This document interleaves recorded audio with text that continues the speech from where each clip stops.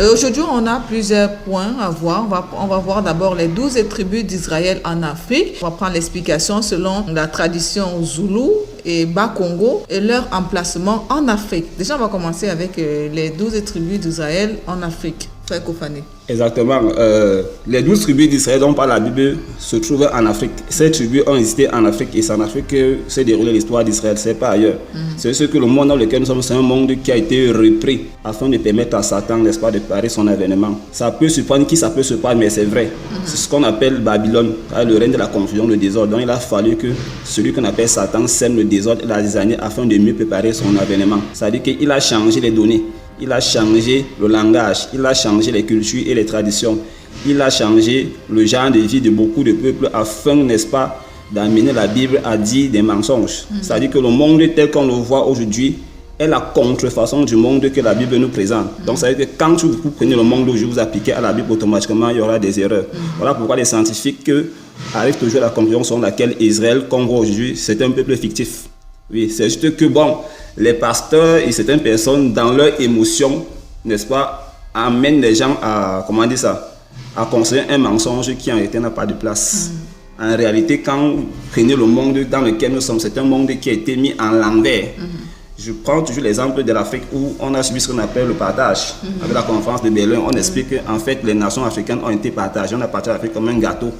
Et voilà. Ce qui fait en sorte que ce qu'on appelle aujourd'hui le Soudan n'est pas le Soudan qui a existé dans l'histoire. Le Soudan actuel, c'est un Soudan qui a été fabriqué par les colons. Or, le véritable Soudan, c'est l'Afrique de l'Ouest. L'Éthiopie qu'on voit aujourd'hui, ce n'est pas l'Éthiopie de l'histoire. Mais l'Éthiopie de l'histoire, c'est l'Afrique subsaharienne, en fait, c'est l'Afrique centrale.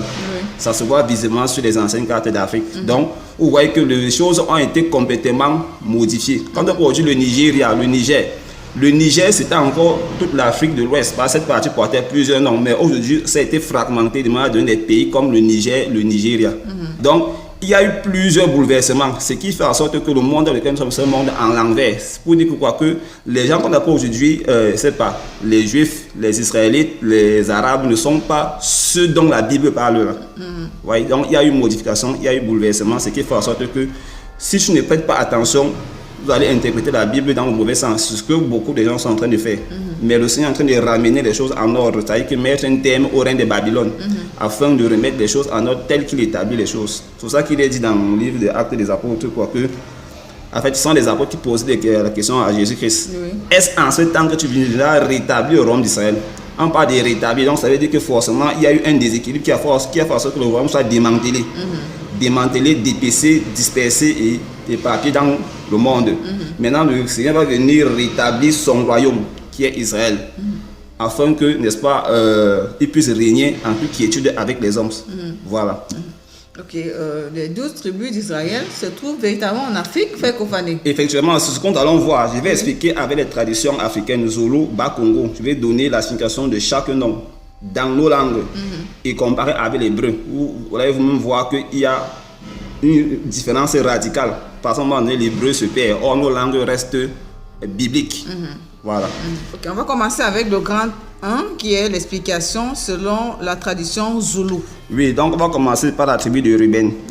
La tribu de Ruben, je vais l'expliquer avec la tradition Zoulou. Donc on va commencer avec l'explication.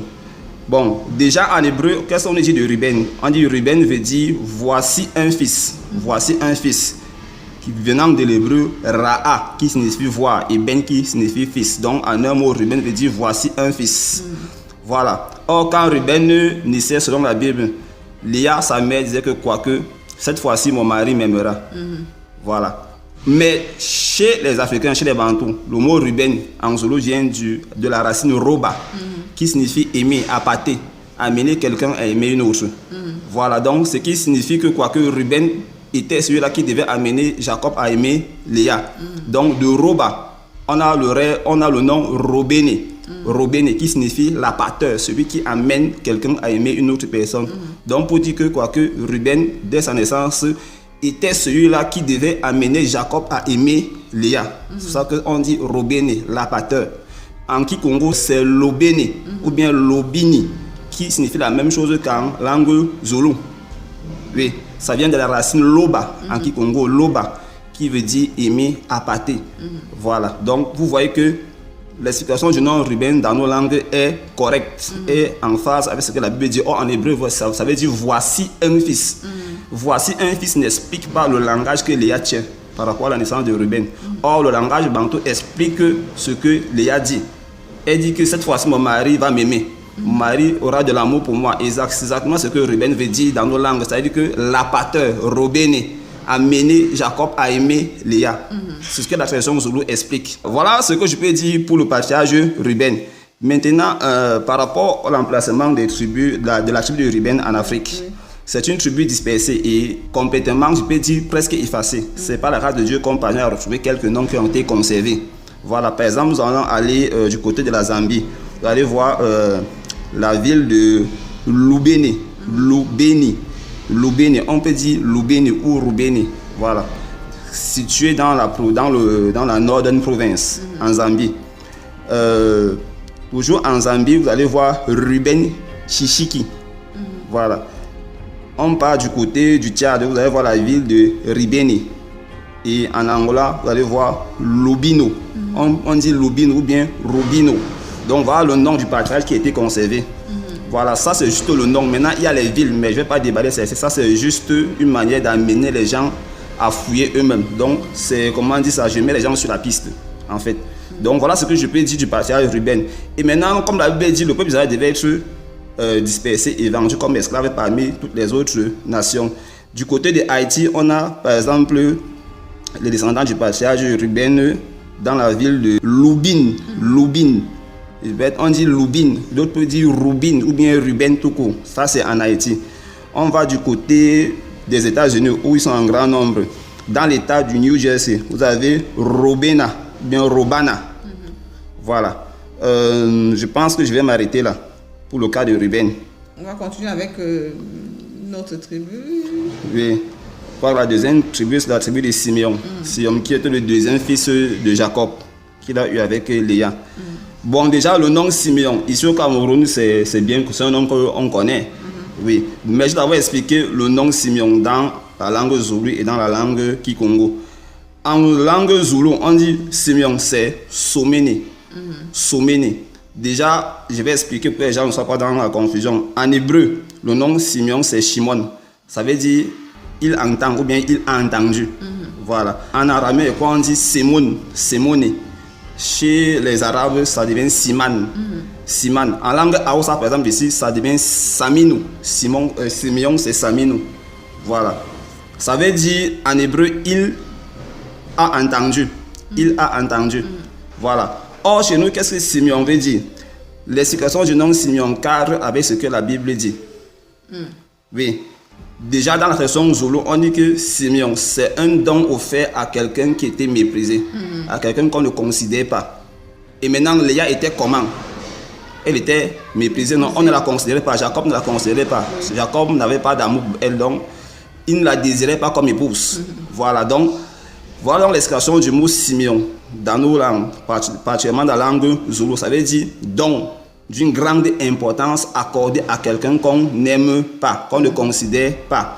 En Kikongo, c'est un Simayon, un Simayoni, pour être plus complet, un Simayoni, qui veut dire également la même chose, c'est-à-dire que don quelque chose d'une grande importance accordée à quelqu'un qui est mis de côté. Ça se compose en Sima, qui veut dire quelqu'un qu'on a mis de côté, qu'on ne considère pas, qu'on a mis de côté à l'arrière-plan. Et Yoni, qui veut dire quoi? La gloire. C'est-à-dire que ça parle d'un don, d'une offre d'une grande importance qu'on a accordée à quelqu'un. Donc lorsqu'on dit Simayoni ou bien Siméoni, ça veut dire que quoi? Don accordé à quelqu'un qui n'a pas d'importance, qui a été rejeté, qui est méprisé. Et c'est ça donc le statut de Léa dans la Bible. Donc elle exprime cela à travers le nom Siméon. Je crois qu'elle dit quoi? Cette fois-ci, mon mari m'aimera, quelque chose de ce genre. Vous pouvez voir la naissance des 12 patriarches dans la Bible, c'est expliqué clairement. Voilà. Donc voilà l'explication du nom Simeon dans nos langues. Je vais maintenant passer à l'emplacement de la tribu de Simeon en Afrique. Et le pays qui regorge beaucoup plus tout ce qui renvoie à la tribu de Simeon, c'est le Cameroun. Parce que ça ressort beaucoup plus au sud du Cameroun. On va aller par exemple dans un pays Boulou, au sud du Cameroun. Généralement là-bas, dans les langues bétis, ça se prononce Zouameyon. C'est une déformation de Zouméon. Parce qu'en grec, Siméon, c'est dit Souméon, Souméon. Et dans certaines langues bêtises, ça devient Zouaméon. Donc c'est le OU qui se prononce parfois OUA. Donc on va dire Zouaméon. Et ici nous sommes à Sangmélima. Vous allez trouver le village de Zouaméon. Toujours au sud, vous allez à Bengbis. Dans la région du sud, toujours, vous allez trouver à Biwambolo, le village de Zouméo. Également à Meomesala, vous allez voir Zouméo. Vous allez voir à Maan, toujours dans le département de la vallée du Ntem, Zouaméon. Voilà. On laisse le sud, on va à l'est. À l'est, on va à Djimako. Vous allez trouver à Djimako le village de Siméon. Voilà. On laisse l'est, on va à Yaoundé. À Yaoundé, tout le monde connaît le quartier appelé Siméon. Voilà. Maintenant, on quitte le Cameroun, on va au Gabon. Vous allez voir la ville de Nzimayon. On laisse le Gabon, vous allez en Guinée équatoriale, vous trouvez la ville de Somoyon. Maintenant, on va en Zambie, vous avez plusieurs villes qui portent le nom de Siméon. Par exemple, dans la Northern Province, vous avez la ville de Siméon, Mushinga, Chimeyo, Shimoni. Et dans la Northern Province, toujours en Zambie, vous avez la ville de Siméon, Siméon Zambé. Voilà. Et aux États-Unis, il y a également une partie d'entre eux qui ont été déportés là-bas lors de la traite des esclaves. Donc aux États-Unis, vous avez la ville de Siméon, dans l'état de Virginie. Voilà. Donc voilà ce que je peux dire par rapport à la tribu de Siméon. Voilà. Également avec l'autre tribu, la tribu de Lévi. Oui, la tribu de Lévi, c'est également une tribu qu'on retrouve particulièrement au Cameroun, principalement au Cameroun. Avec la dispersion, on retrouve également cette tribu ailleurs. Voilà, je vais d'abord expliquer le nom dans les langues bantou. En Zoulou, qu'est-ce qu'on dit de Lévi? Lévi, c'est dit dans la langue Zoulou, Leva. Ça veut dire aimer. Avoir de l'amour pour quelqu'un. Aimer quelqu'un, tout simplement. Leva. Voilà, et c'est la même chose cette fois-ci en hébreu. Là, nous sommes en face. Leva, en Zoulou, et en hébreu, c'est lever, qui veut dire aimer. Avoir un sentiment d'attachement. Voilà. C'est ce que ça veut dire. Donc là, à ce niveau, il y a concordance. Voilà. Maintenant, en Kikongo, le nom Lévi nous vient du verbe Leba. À partir de Leba, on a le nom verbal Lébi. Lébi. Parce que les bas Congo utilisent le B. Donc on va dire Lébi. Ça veut dire aimer, avoir de l'amour pour quelqu'un. Mais ça veut également dire prier pour quelqu'un. Étant donné qu'on sait que Lévi, c'est la tribu qui a été choisie pour prier pour le peuple. Donc Lévi, bien Lébi en Kikongo veut dire prier pour quelqu'un. Oui, intercéder pour quelqu'un, avoir de l'amour pour quelqu'un, ce qui cadre carrément avec ce que la Bible dit de Lévi lors de sa naissance. Voilà. Il y a une autre variante du nom Lévi en Kikongo, c'est Loba. Loba qui donne le nom verbal Lobi, qui veut aussi dire aimer. C'est le même nom que Lévi. On peut dire Lobi ou bien Lébi, ça veut dire aimer, avoir de l'amour pour quelqu'un, aparté. Non, en fait, c'est le même nom que Ruben. Les deux noms ont la même racine. Donc, les deux noms ont la même racine. Voilà, donc voilà l'explication du nom Lévi dans nos langues ici en Afrique. Voilà, maintenant on va passer à l'emplacement de la tribu de Lévi en Afrique. Voilà, tribu de Lévi en Afrique. Au Cameroun, vous avez chez les Sawa les Bona Lébi. Bona Lébi veut dire les fils de Lévi. Ça, je l'avais expliqué une fois. Nous sommes ici à Loum. Voilà. Et ensuite, on va à Hawaï. Ici, nous sommes dans la Meufou et à Famba, dans la région du centre. Vous avez la Libye. La Libye, c'est toujours une variante du nom Lévi. Voilà. On va à Fongotongo, nous sommes ici à l'ouest du Cameroun. Vous allez voir les Lewe, Lewe, L-E-W-E, ou bien Lévi. C'est une variante du nom Lévi, donc on peut dire Lewe, Lévi, ou bien Lévi. Ça, c'est ici à Fongotongo, dans la région de l'ouest chez les Bamileke. Voilà. On va dans la région de la Damawa, à Matap, dans le département de la Vina. Vous allez voir Lewa. Lewa, qui est une variante du nom Lévi. Donc, ça se dit Lewa ou Leva. Leva, comme en Zoulou, on dit Leva. Voilà, ça c'est dans la Damawa, dans le département de la Vina. Et là, on va aller à Furuawa, dans le département de la Manchou. Vous allez voir Lebo. Ce sont les variantes du nom Lévi. Lorsqu'on passe d'une langue à une autre, le nom peut changer ou alors rester intact. Donc, à Furuawa, dans le département de la Manche, vous avez Lebo. Vous savez que Lévi a eu un fils du nom de Merari. Et Merari, dans la langue bantou, se dit Melali ou bien Melala. Et c'est un village qu'on trouve à Manfé, toujours dans la région du nord-ouest du Cameroun. Voilà ce que je peux dire de Lévi pour le Cameroun. Maintenant, on laisse le Cameroun.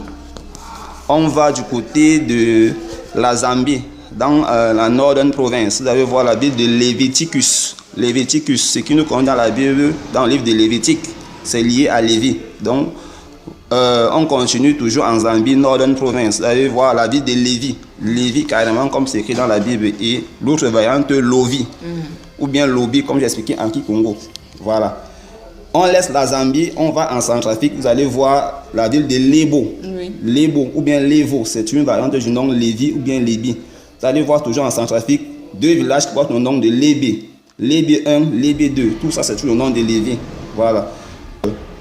Du côté du Gabon, vous allez voir les villes de Liba et de Lébé. Voilà. Et on va maintenant au Ghana, vous allez voir la ville de Lévi. Il y a eu tellement de recherches déjà par rapport à la tribu de Lévi. Bon, je veux savoir, frère Kopané, est-ce que ces villes-là n'ont pas peut-être pris ces noms déjà par rapport aux noms qu'ils ont trouvés dans la Bible? C'est ce qu'on peut penser. Bon, pour certains qui sont incrédules, parce qu'on appelle ça être incrédule, parce que c'est tellement évident, avec les explications dans nos langues maternelles. Donc, dire que ces personnes ont récupéré ces noms-là parce qu'on a vu ça dans la Bible, ça c'est un peu exagéré. Parce que je fais l'effort d'expliquer les noms dans les langues maternelles et leur emplacement en Afrique et comment ils ont été dispersés dans le reste du monde. Pour confirmer ce que Jésus disait par rapport à son peuple qui ira en captivité, tel qu'il le dit dans le livre de, je crois bien c'est Luc chapitre 21, verset 24. Ça veut dire qu'ils seront dispersés parmi toutes les nations et seront en captivité. En captivité, ça veut dire que dominés par les autres peuples. Voilà, donc c'est pas le fruit du hasard, c'est une réalité. Mais comme le monde a subi un lavage de cervelle, c'est un peu normal de voir des gens raisonner dans ce sens. Mais je pense que si poussent le bouchon plus loin, ils vont voir des choses dans le bon sens. Donc je ne peux pas venir m'égosier à raconter des histoires endormies debout si ça n'a aucun sens. Voilà. Ok, on va poursuivre avec la tribu de Juda. La tribu de Juda. Voilà, pour la tribu de Juda, c'est la tribu la plus visible même en Afrique. Voilà, donc la tribu de Juda, d'abord explication dans nos langues maternelles. Ça va étonner beaucoup de personnes, pour ceux qui ne sont pas attentifs. Le nom Juda, en hébreu, ça se dit Yehuda. Et un descendant de Juda, ça se dit Yehudi. Voilà, en araméen, on dit Yahuda. Et un descendant de la tribu de Juda, on dit Yahoudi. Ou bien Yaoundé, ce qui vous rapproche du nom de la capitale du Cameroun, Yaoundé. Voilà, il y a beaucoup de conneries qui ont été dites par rapport à l'origine du nom Yaoundé, la capitale du Cameroun. Mais moi, j'ai travaillé dessus et c'est du pur mensonge. Parce qu'on ne veut pas que nous sachions que nous sommes en fait les véritables juifs. Donc en fait, le nom Yaoundé, c'est le même nom hébreu, Yaouda, Yehoudi, etc. C'est ce que ça veut dire. Voilà, donc ce nom en Kikongo, c'est tel que vous le voyez, Yaoundé. Yaoundé en Kikongo, bien Yaoundi, qui veut dire celui qu'on honore à la manière d'un roi. Celui qu'on honore à la manière d'un roi, celui qu'on vénère à la manière d'un roi. Ça veut également dire que l'Éternel soit loué. Parce qu'en Kikongo, lorsqu'on dit Ya, c'est un nom qu'on utilise pour des personnes vénérables, élevées en dignité dans la société. Donc quand tu es une personne élevée en dignité dans la société, un roi, un patriarche, tu es un Ya. Ça veut dire que tu es quelqu'un qu'on doit honorer à la manière d'un roi en faisant des gestes majestueux. Donc en Zoulou aussi, on dit Yehuda ou bien Yehouza. Ça veut dire celui qu'on honore à la manière d'un roi. Celui qu'on honore comme un roi. Celui qui reçoit les hommages d'un roi. Celui qui reçoit en fait le prestige du roi. C'est ce que veut dire Juda, Yehuda, Yaouda, Yaoundé dans nos langues ici en Afrique. Voilà donc. Et qu'est-ce que la Bible dit de Juda lors de sa naissance? Sa mère dit quoi? Que cette fois-ci je louerai l'Éternel. Voilà donc. Ici, l'Éternel étant lui-même le Ya des Ya, c'est-à-dire que celui qui est au-dessus de toute personne, par exemple, dans la tradition Congo, le Ya désigne, comme je dis, des personnes vénérables, élevées en dignité, et aussi l'Éternel. Donc, quand je dis Ya, dans un contexte, ça peut renvoyer à un être humain, comme ça peut renvoyer à Dieu. Voilà, donc si on m'appelle un Yaouda, c'est que je suis une personne qu'on honore à la manière d'un roi. Donc, je suis un Yaounda, un Yaoundé. Et que je reçois, n'est-ce pas, les acclamations, les honneurs d'un roi. D'une personne élevée en dignité. Donc l'Éternel étant notre Dieu, c'est il est le Yaoundé, c'est-à-dire que celui qu'on honore en tant que le plus grand roi. Donc voilà un peu l'explication du nom Yaoundé dans nos langues. Voilà. Donc voilà un peu ce que veut dire Juda. Et leur emplacement en Afrique? Leur emplacement en Afrique, bon, l'emplacement de la tribu de Juda en Afrique, d'abord il y a la capitale du Cameroun que tout le monde connaît, Yaoundé. Mais en dehors de Yaoundé, ce nom apparaît un peu de partout. Par exemple, du côté du Sénégal, vous avez la ville de Djoudi. Djoudi. Même ici au Cameroun, dans la région de la Damawa, vous avez Djoudi. Djoudi, donc Judée.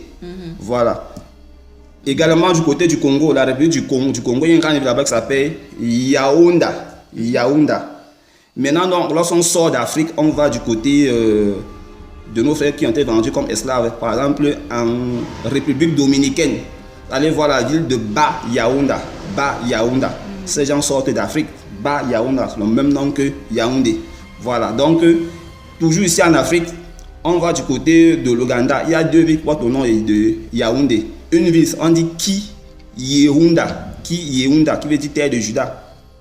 Voilà. Également du côté de la Côte d'Ivoire, vous allez voir la ville de Yaoundé. Yaoundé. Yaoundé. Ici même à l'intérieur du Cameroun, du côté de l'extrême nord, vous allez voir la ville de Diaoundé. Diaoundé. Vous savez que nos frères de l'extrême nord ont beaucoup plus le nom Dia. Par exemple, les noms commençant par Y. Dans la langue fofoudé, ça va se déformer en Dia. Donc en fait, ils vont utiliser le son DJ là. On dit Yaoundé, ils vont dire Diaoundé. Ça, c'est à l'extrême nord du Cameroun. Donc, c'est le nom le plus populaire en Afrique. Et j'ai une carte d'Afrique où vous voyez du côté de l'Afrique centrale, là, toute une vaste partie, on écrit Yehuda.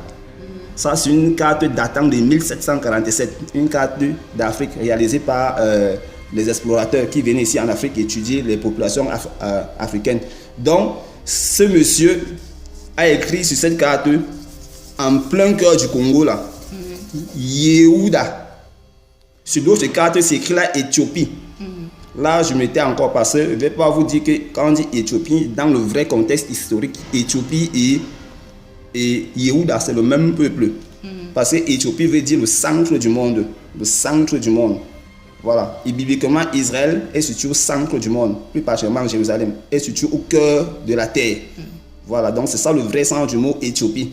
Donc, quand on parle d'Éthiopie, ce sont les Yehuda, les Juifs, les Israélites. Voilà. Donc, voilà ce que je peux dire de Juda dans nos langues. On va continuer avec la tribu d'Aser. La tribu d'Aser, voilà. Ce sont des noms qui sont très rares en Afrique. Donc, ce n'est pas la grâce de Dieu qu'on a tout ce qu'on a pu trouver là. Parce que c'était tellement rare. Donc, je vais leur expliquer dans nos langues. D'abord, Aser, dans nos langues, en langue zoulou, on dit Hachel. Hachel. Donc là-bas, le zoulou utilise la lettre L à la place de la lettre R. En hébreu, on dit Hacher. Mais en zoulou, on dit Hachel. Hachel, ça veut dire quoi? Ça veut dire bonheur. Être dans la joie. Que ce soit en zoulou comme en hébreu, ça veut dire être dans la joie. Mais en Kikongo, on dit Azeli. Azeli. Azeli veut dire être dans la joie. Ça vient du verbe Sela ou bien Zela qui veut dire être dans la joie, être joyeux. C'est exactement la même chose en hébreu. Dans la Bible, lorsque Azer naissait, sa mère s'est exclamée en disant que je suis joyeuse, si je ne me trompe pas, c'est qui est écrit dans la Bible. Donc en hébreu, en Kikongo et en Zoulou, ça veut dire la même chose. Ça veut dire être dans la joie, être en joie. Voilà ce que veut dire Azer ici chez nous en Afrique. Voilà, maintenant, quant à l'emplacement de la tribu d'Azer en Afrique, par exemple en Mauritanie, vous avez la tribu d'Azeri. Azer ou bien Azeli, comme j'ai expliqué en Kikongo. Au Niger, vous avez la ville d'Azer. Une deuxième ville, Azel. Je vous dis qu'on peut utiliser la lettre R comme la lettre L. En Kikongo, on dit Azeli. D'autres on dit Azel sans prononcer le I final. Donc au Niger, vous avez la deuxième ville qui porte le nom d'Azel. Et en Éthiopie, vous avez la ville d'Ayer. Pourquoi Ayer? Parce qu'ici en Afrique, le Z se change parfois en Y. Comme Zambi, que d'autres vont prononcer Yambi. Nyambe, chez les Bassa par exemple, devient Zambe en Lingala et en Kikongo. Donc quand on dit Ayer, c'est une déformation d'Azer. Voilà. Et au Soudan, vous avez également Ayer ou Azer. Donc voilà comment on peut identifier le pâturage Azer en Afrique. Voilà. On va poursuivre avec la tribu de Gad. Oui, la tribu de Gad. Ce sont des noms assez rares, mais j'ai quand même pu identifier certaines localités, surtout au Cameroun, où on retrouve la tribu de Gad. Donc, je vais d'abord expliquer le nom en Zoulou et en Kikongo. En Zoulou, beaucoup plus. L'expression de Gad, c'est quoi? En fait, le nom d'abord, c'est Gada. Gada qui veut dire troupe, qui veut dire garder. Voilà. Quand on dit troupe ici, c'est un peu dans le contexte de l'armée. Parce qu'en hébreu aussi, on dit Gad, ça veut aussi dire bonheur, ça veut aussi dire la troupe. Une troupe. Voilà, c'est exactement la même chose en Zoulou, on dit Gada, une troupe. Voilà. Et en Kikongo, je n'ai pas trouvé l'explication, mais je sais qu'en Kikongo, le nom c'est Gada. Oui, parce que c'est pas facile, il faut un bon dictionnaire Kikongo pour faire ressortir tout ça. Mais j'ai eu la bonne expression en Zoulou. En Zoulou, c'est Gada, qui veut dire troupe, qui veut dire garder. Et c'est la même chose en hébreu, troupe, garder. Vous pouvez lire Genèse 49 où Jacob bénit ses fils. Pourquoi est-ce que garde veut dire garder, troupe? Voilà. Donc, voilà l'explication de garde dans nos langues maternelles ici en Afrique. Maintenant, donc, là où on peut trouver la tribu de Gad, il y a par exemple au Burkina Faso, vous allez voir la ville de Gada. Vous allez voir en Centrafrique, vous allez voir la ville de Gado. Vous allez au Cameroun, vous allez à Moutourwa, la ville de Gada. Vous allez à Mouvoul Daï, toujours au Cameroun, vous allez voir le Gada Mayo. Voilà. Ici, nous sommes dans le Mayo Louti. Vous avez également Gadadio. Gadadio. Donc, ce sont juste des suffixes. On dit Gadadio. Il y a le suffixe Dio. Voilà. Toujours au Cameroun, à Kaélé, vous allez voir Gadas. Avec un accent grec. Gadas, avec S à la fin. On va aller toujours au Cameroun, à Ile Alifa. Là, c'est à l'extrême nord. Vous allez voir la ville de Gadafei. Gadafei. Donc, Fei, c'est un suffixe. Et enfin, dans le Djerem, ici nous sommes dans la Damawa, vous allez voir la ville de Gado. Gado, se trouve encore dans le centre, ici comme je crois, mais c'est dans le Nyon Isso, vous allez voir l'Engada. Oui. Donc voilà tous ces noms qui sont dispersés comme ça en Afrique. À mon niveau, c'est beaucoup plus au Cameroun que j'ai trouvé ce nom. Mais si vous fouillez en Centrafrique, au Tchad, vous allez trouver ce nom. Oui, ça c'est ceux qui ont conservé le nom du patriarche. Maintenant, donc, si vous faites en profondeur, vous allez trouver qu'il y en a ceux qui ont conservé les noms des villes et des villages de la tribu de Gad et même des autres tribus que j'ai déjà dit. Voilà. Okay, on va poursuivre avec la tribu de Nephtali. Oui, bon, quant à la tribu de Nephtali, c'est même la tribu la plus rare. J'ai trouvé ce nom dans un seul pays africain. C'est en Mozambique, au Mozambique, dans la ville de Nafetali. Nafetali, ou bien Nephtali, tout simplement. C'est le seul pays d'Afrique où j'ai trouvé ce nom. Mais si vous faites en profondeur, vous allez trouver qu'il y a ceux qui ont conservé les noms de la tribu, en fait, les noms des villes et des villages de la tribu de Nephtali. Maintenant, quant à l'explication dans nos langues maternelles, beaucoup plus en Kikongo. En Kikongo, le nom Nephtali vient de la conjugaison du verbe batailler au présent. En Congo, quand je dis Nafutali, ça veut dire j'ai livré bataille. En hébreu, Nephtali veut aussi dire j'ai livré bataille. Et ça se décompose parce que le na, c'est l'équivalent du je en français. Maintenant, le nom même, c'est Futali ou bien Putali, qui vient de la racine puta, qui veut dire batailler, livrer, bataille, également blessé. Donc, le verbe complet, c'est Futala. Et quand je conjugue au présent, je dis Nafutala, Nafutali plutôt, ou bien Naputali, qui veut dire j'ai livré bataille. Et c'est exactement de cette manière que Rachel s'exprime lorsqu'elle dit j'ai livré bataille contre ma soeur. J'ai lutté divinement contre ma soeur. Donc Nafutali, bien Naputali en Kikongo veut dire j'ai livré bataille. Et en Zoulou, on dit Nabulali, Nabulali. Donc en Zoulou, le P devient B et le T devient les L. On dit Nabulali qui veut dire, en fait, qui vient de la racine Boulali, qui signifie quoi? Une blessure intérieure causée par un proche. Parce que la tradition Zoulou dit que il a fallu que Rachel livre bataille à sa soeur pour qu'elle puisse avoir cet enfant. Donc elle a lutté divinement contre sa soeur, pas qu'elle haïssait sa soeur, mais elle a fait violence à l'Éternel. En voyant sa soeur enfantée, elle était aussi choquée que pourquoi le Seigneur m'abandonne. Donc elle a fait violence à l'Éternel pour que l'Éternel lui donne aussi cet enfant. C'est ça qu'on dit qu'elle a lutté divinement contre sa soeur. Donc on dit Naputali en Kikongo, qui veut dire j'ai livré bataille. Et en Zoulou, on dit Nabulali. Voilà. Okay, on va poursuivre avec la tribu de Dan. Oui, la tribu de Dan. c'est encore, après la tribu de Juda, l'une des tribus les plus visibles en Afrique. De l'Afrique de l'Ouest qu'en Afrique centrale. On trouve beaucoup de descendants de Dan.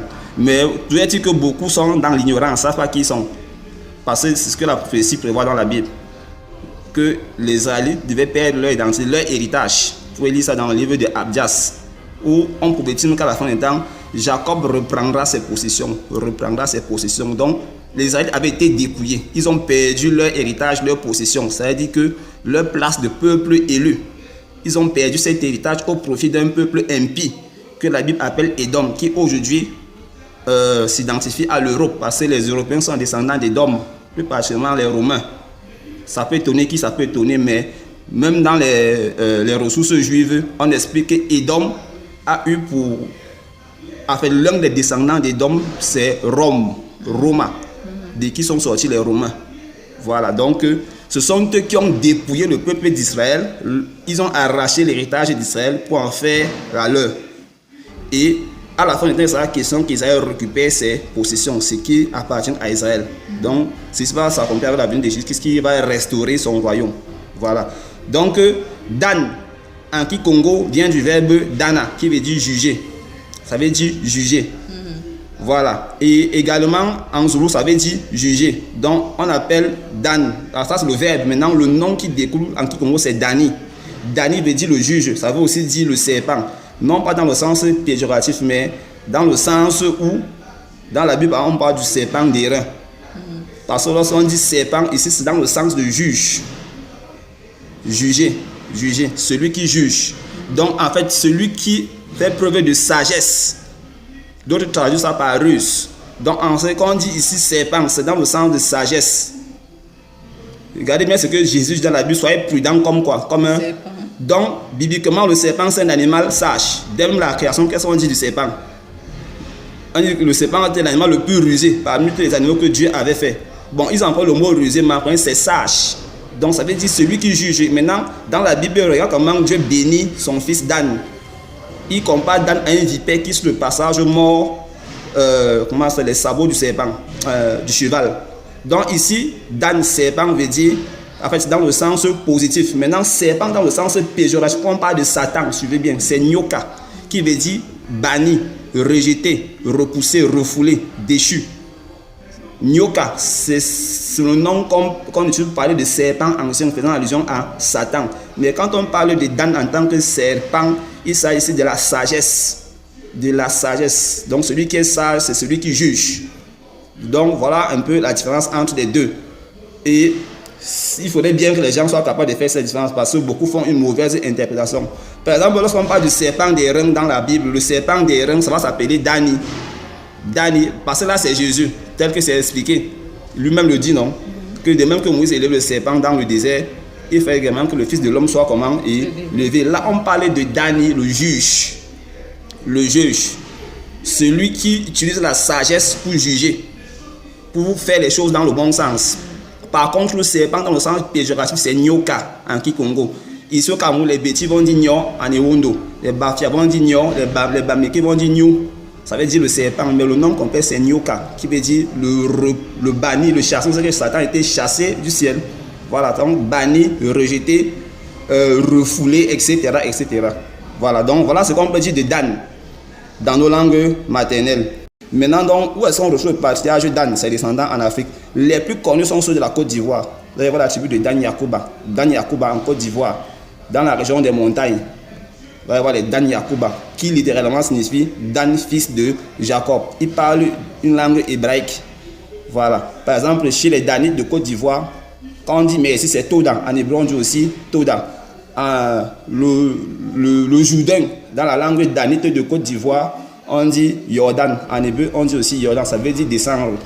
Et les prêtres, les Kohanim, dans la langue danite de Côte d'Ivoire, on dit Kohen. En hébreu, on dit aussi Kohen. Donc, je m'arrête là, je ne vais pas étaler toute la langue, mais ils parlent l'hébreu carrément. Donc, en droit de la Côte d'Ivoire, au Niger également, on trouve une grande masse de peuples portant le nom de Dan, un peu de partout au Niger. Dan, Dan, Dan, Dan. Au Cameroun, à Bafia Centre, vous allez voir le village de Dan. Mais ceux-là sont islamisés parce qu'ils avaient abandonné le christianisme pour suivre l'islam après la conversion du chef Dan. de Bafia. Le chef étant converti à l'islam, son peuple va également emprunter le même pas. Toujours au Cameroun, vous allez voir les Dan Aoussa. Ici, nous sommes à Garoua-Boulaye. Entre parenthèses, à Garoua-Boulaye, il y a un autre village qui porte le nom de Garoua-Bétel. Garoua-Bétel. On retrouve encore Bétel dans un pays boulou.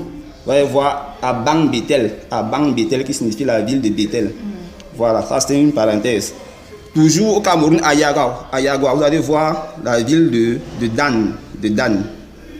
Voilà. Donc voilà ce qu'on peut dire de la tribu de Dan. Voilà. Okay. On va poursuivre avec la tribu de Zabulon. Zabulon qui fait partie des 12. Effectivement, la tribu de Zabulon, explication. Donc je vais commencer par le Kikongo. Zabulon, en Kikongo, vient du verbe zebula ou bien zibula, qui veut dire ouvrir ou bien s'ouvrir. Et de là, on obtient le verbe zebuluna ou bien zibuluna, qui veut toujours dire s'ouvrir. Et de là, on a le nom du patriarche Zabulon, qui est Zebulunu ou bien Zibulunu. Mais d'autres vont dire Zebuluni. Voilà. Qui veut dire s'ouvrir. Pourquoi? Parce que Jacob devait ouvrir son cœur à Léa. Jacob devait ouvrir son cœur à Léa. Mais en hébreu, c'est quoi? Ça veut dire habitation, demeure, demeurer. Or, chez nous, ici en Afrique, Zabulon veut dire s'ouvrir. Ouvrir. Dans le concept biblique, dans la tradition Congo, c'est parce que Jacob devait ouvrir son cœur à Léa, donc il devait l'aimer. Il devait la considérer comme son épouse. Donc, elle devait demeurer auprès de lui. Voilà pourquoi on appelle Zabulon. Voilà pourquoi son nom veut dire s'ouvrir. Donc, c'est dans ce contexte qu'il faut comprendre le nom de Zabulon en Afrique. En Zoulou, c'est pratiquement la même chose. On dit Zebulwani. Donc, il y a un peu ce petit changement dans la prononciation. Zebulwani. Voilà. Et quand l'emplacement de la tribu de Zabulon en Afrique, on va aller en Zambie. Vous allez voir la ville de Zeblon. Comme ça, on avalait le haut qui suivait le B là. Zeblon. Voilà. Vous trouvez également en Zambie Zebulani ou bien Sebulani. Et également, on dit Sebulani Musinga et Sebulani Sambwa. Voilà où se trouve la tribu de Zabulon, bien de Zebuluni. Ça, c'est en Zambie. Nous, on était ici dans la province du sud. Maintenant, on va au Burkina Faso où vous allez trouver la ville de Zablon. Et au Cameroun, vous allez trouver la ville de Adzabilon. Ça, c'est le nord. Ou bien alors Adjabilon. Donc, voilà ce que j'ai pu trouver concernant Zabulon. Oui. On poursuit avec la tribu d'Issachar.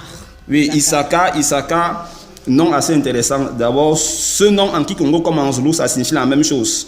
En Zoulou, Issachar se dit Issaka. Ça veut dire salaire.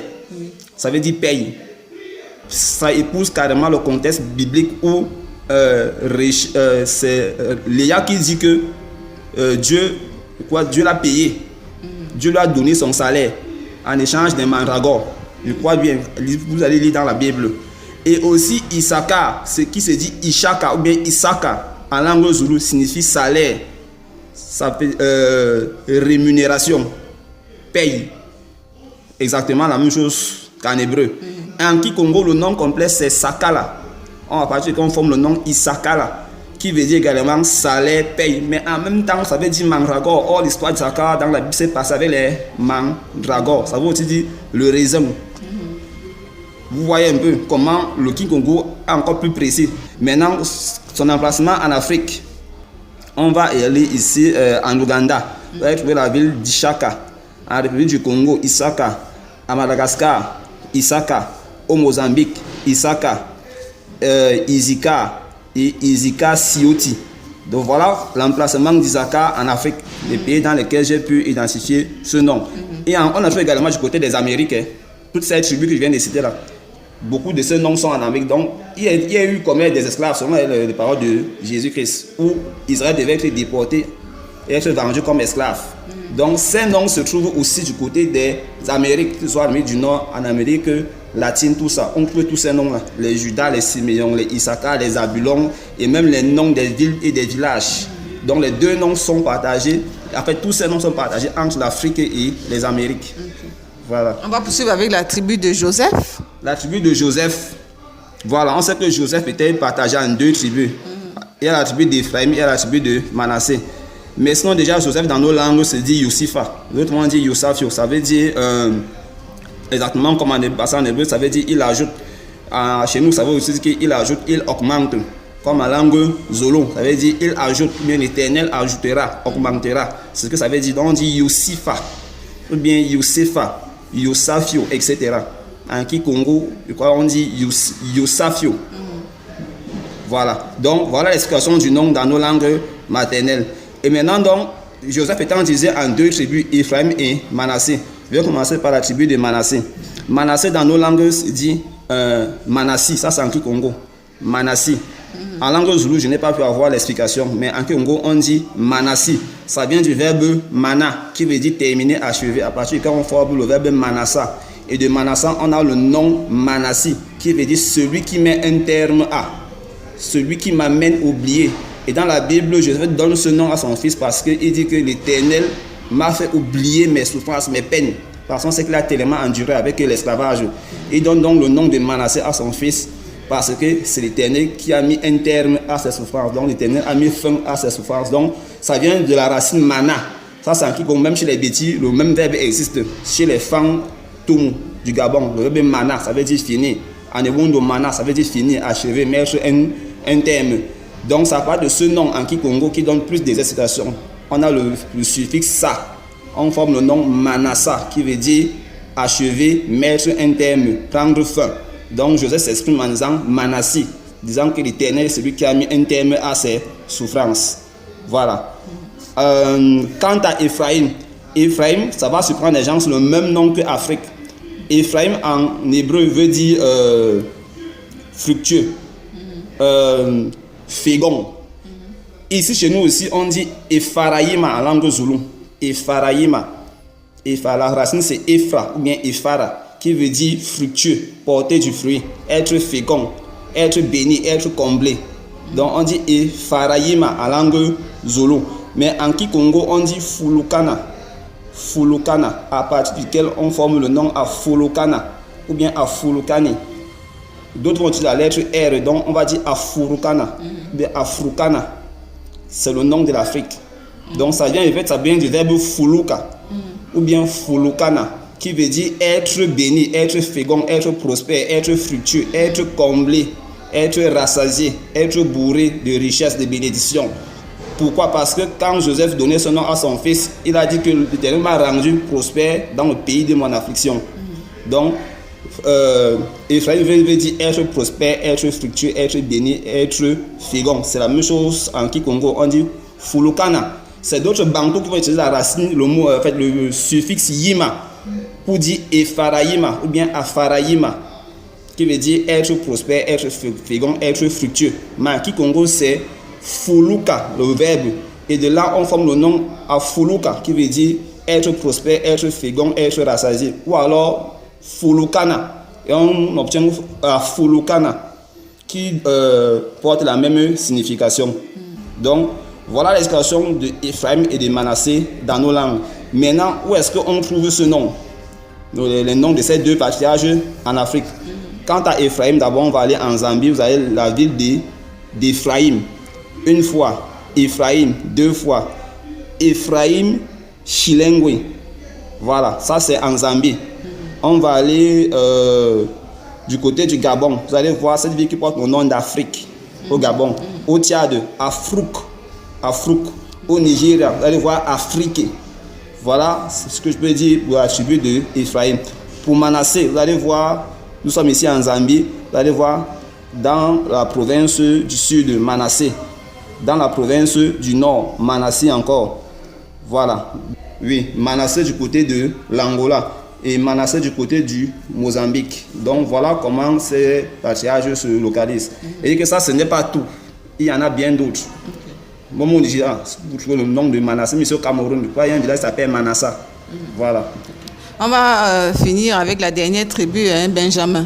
Voilà. La tribu de Benjamin, c'est aussi une tribu un peu rare en Afrique, c'est-à-dire complètement effacée, pas complètement, mais presque effacée. Mais grâce à Dieu, à Jésus-Christ, parce qu'on a pu retrouver les débris, quoi. Donc, quant à l'explication du nom, Benjamin en langue zoulou, ça se dit Benyamene. Benyamene. En Kikongo, on dit Benyamino. Ça veut dire que quoi? Ça veut dire le fils de la foi. Fils de la foi. C'est lié à l'histoire de la naissance du patriarche Benjamin. Parce qu'on explique que lors de sa naissance, en fait, avant sa naissance, sa mère a fait 12 ans sans concevoir. C'est-à-dire que, en fait, quand Joseph était né, Rachel a fait 12 ans sans concevoir. Et à la 12e année, elle a fait 12 jours de jeûne pour demander à l'Éternel de lui donner un second fils. Souvenez-vous que Joseph avait dit, il ajoutera. Donc elle a demandé à Seigneur de lui ajouter, de lui donner un second fils. Voilà, donc elle a fait 12 ans sans concevoir depuis la naissance de Joseph jusqu'à la 12e année. Et lors de la 12e année, elle fait 12 jours de jeûne. Et le 12e jour, c'est là où le Seigneur la visite et elle conçoit. Voilà pourquoi Jacob a changé Ben-Oni en Benyamini. Benyamini veut dire le fils de la foi. Pour se souvenir de la foi de sa mère qui a fait violence au Seigneur pour obtenir ce second fils. Or, Ben-Oni, en hébreu, ça veut dire fils de mon malheur. Mais en langue zoulou, on dit Ben-Yoni ou bien Ben-Yoni, qui veut dire celui qui a causé le départ de mon âme. Parce qu'il y a Ben qui est fils, maintenant il y a Yoni qui veut dire vol d'oiseau, bien alors oiseau tout court. Donc, dans le contexte, on parle de Rachel, on prend, en fait, ça renvoie à l'âme qui s'en va au repos. Donc, quelqu'un qui meurt, qui quitte son corps. Donc, on dit Ben Yoni, c'est-à-dire que celui qui a causé le départ de mon âme. Une âme qui va au repos. Donc, cela n'a pas plu à Jacob. Il a donc dit non, c'est pas Ben Yoni, c'est Benyamini. Benyamino, qui veut dire le fils de ma foi. Parce qu'il fallait récompenser la foi de cette brave femme, Rachel. Rachel qui dans nos langues veut dire attachée à l'Éternel. C'était une femme qui était forte dans la foi plus que sa sœur Léa. Rachel était plus attachée au Seigneur. Donc on dit ici en Kikongo ou en Lingala, Molakeli, Mo c'est l'article, le nom même c'est Lakeli qui veut dire attaché au Seigneur. D'autres traduisent ça par religieuse. Il y a le bon sens, c'est attaché au Seigneur qui aime les choses de Dieu. Voilà ce que veut dire Rachel. Or, en hébreu, ça veut dire agneau ou bien agnelle, brebis. On sait qu'une brebis, dans le cadre biblique, qui parle de ces brebis, sont les gens qui aiment ses œuvres, qui aiment sa parole. Donc, voilà ce que veut dire Rachel dans nos langues. Par contre, Léa, ça veut dire celle qui domine sur.